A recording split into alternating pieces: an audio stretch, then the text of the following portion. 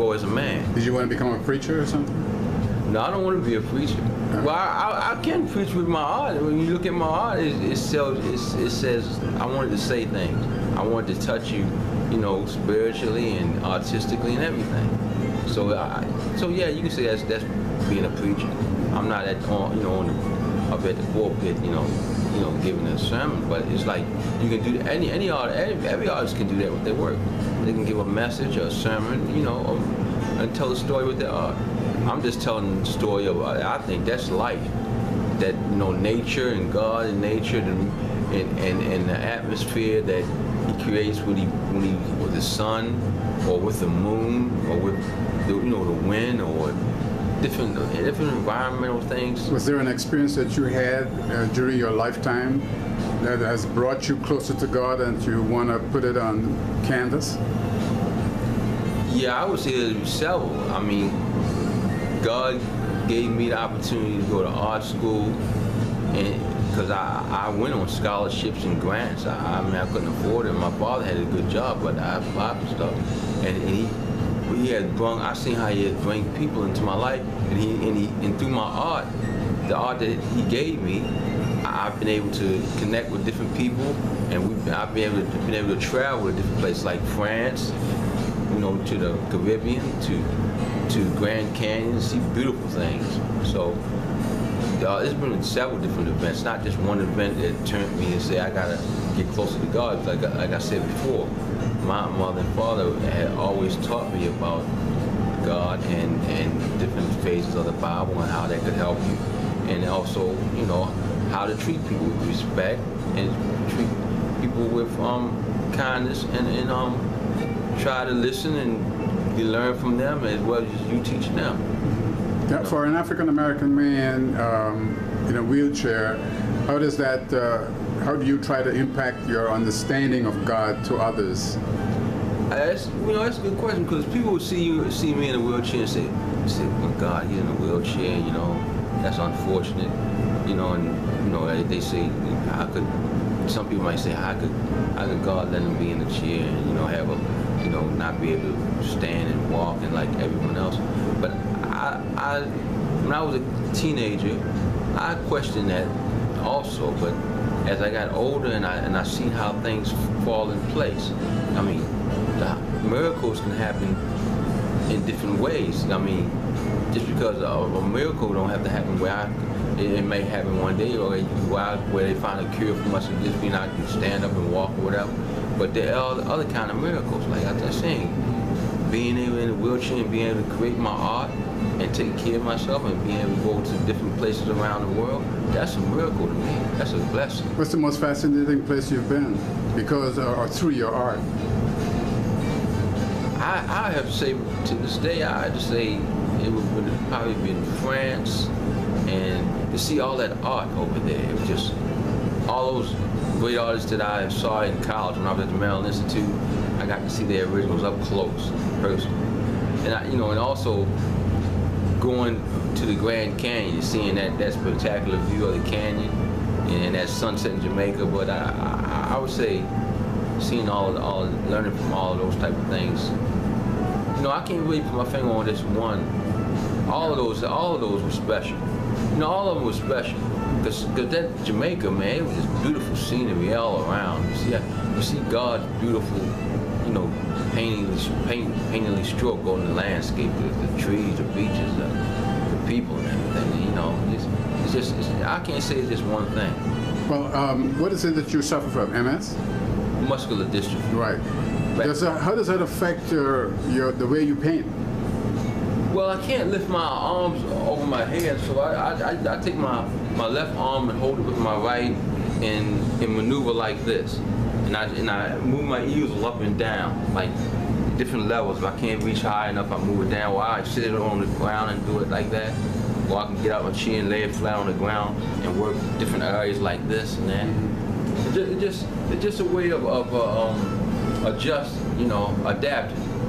You know what? Some people have bad eyesight or something, but they figure out a way to get things done. It's like it's like Ray Charles. He was blind, but he knew where everything was, like in that movie. He knew where everything was in his house. He could step over things, and he could hear different things.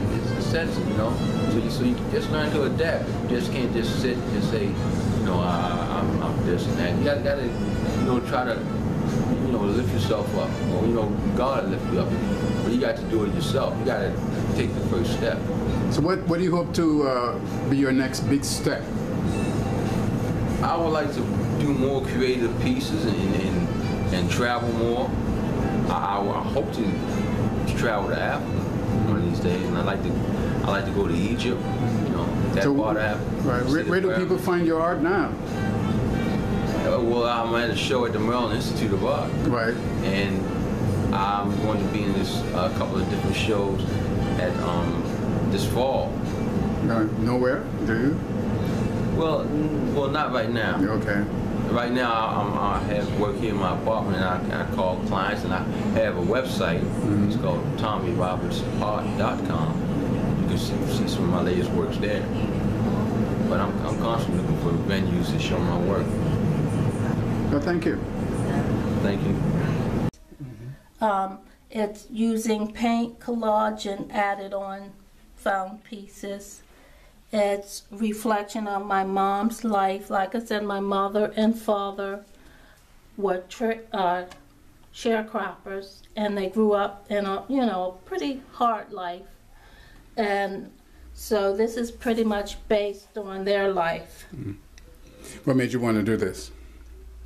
Well, after retiring and finishing the jazz pieces, I needed to do a different direction. And I didn't realize, but I was really digging back in my past, and because my mom recently died, that's one of the motivators of retiring. My mother's death, and breast cancer survivor, and I had the time, so I retired, and I started this series. First, I didn't know where it was going. It started with the dark, and then this river is forever flowing through her life. This river going through Okay. Is this your mother here? That's my mother. And who's this one here?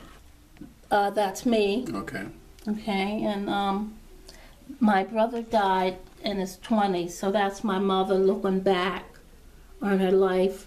I have the old houses for the, you know, the strength of my mom, and we kind of lived wherever she could, you know, and farmhouses and stuff like that. So it wasn't the best house that we lived in, and I'll get over here. And so the cardboard is kind of like the texture and the roughness, and the trees are for her strength, and yeah. So and these are, you know, the children in the family, and her sisters. So what made you? Is this like a therapy for you? It was. I think it was really me working through her death and finding myself. I had finished the church pieces, and that was done. I did 27 pieces, and I showed that at the Reginald Lewis Museum. And for over 20 years, I've been working with the church pieces. And from there, I went to the jazz pieces. And then I just, you know, I got tired of doing the same kind of work. So I just kind of reached within myself, deep within myself, and just let it flow. I was concerned about the darkness of it, but then I just, because my work is usually bright, but I just let it flow, and it was like therapy for me, just getting out what was inside. I really miss my mom. It was a hard thing for me to get over her death. You know, she was like the strength for me, and so this came out of it. And the next series is of my high school years, and that's 6 pieces. This one consists of 7 pieces, and then so doing the high school pieces, and then my young life with my son and his father, and then I'll see from there. It's a timeline from you know, early days into present. So I don't know the outcome of that. I don't know. I don't like doing Why is it you sound so fatalistic? Well, I just don't know, you know, the end. What has been the reaction, though? I mean, you've been doing this for some time before you enter this age of time of retiring. What has been the reaction of the people to your work at Reginald Lewis? Oh, they loved it. People were coming up. I joke about it's called like Church on Wheels. Like I said, since college, my work been about the church. So it was like that was the story I had to tell. A lot of people came up and said it really inspired them. It made them, you know, more purpose thinking about their church and their faith and how life is for them. So, again, Where does your spirituality come from, outside of your mother and so forth? Are you religious? Are you Baptist? Are you Catholic? What are you? Define religious. I'm a spiritual person. Oh, spiritual, okay. Yes, I do believe in the Lord, and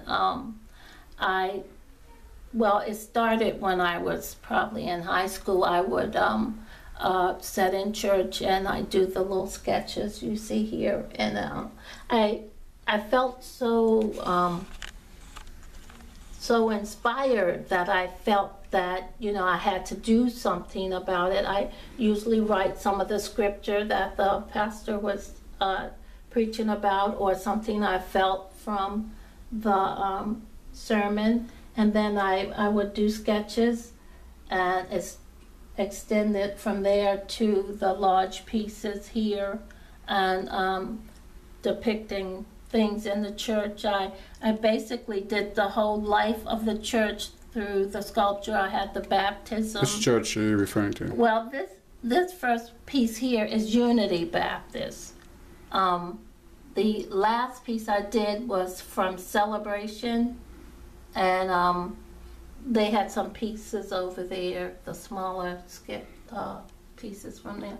But the second series of the church, like I said, was from Celebration, and it was 3 walls, and if you would stand in the middle of it, you felt like you were in the church, because it surrounded you with pieces. So, like I said, the church pieces was a long, you know, process, and once I finished that, like I said, it, you know, this came out of that. So we'll see where that takes me, because I'm inspired by what's inside. You know, I don't really plan what I'm gonna do next.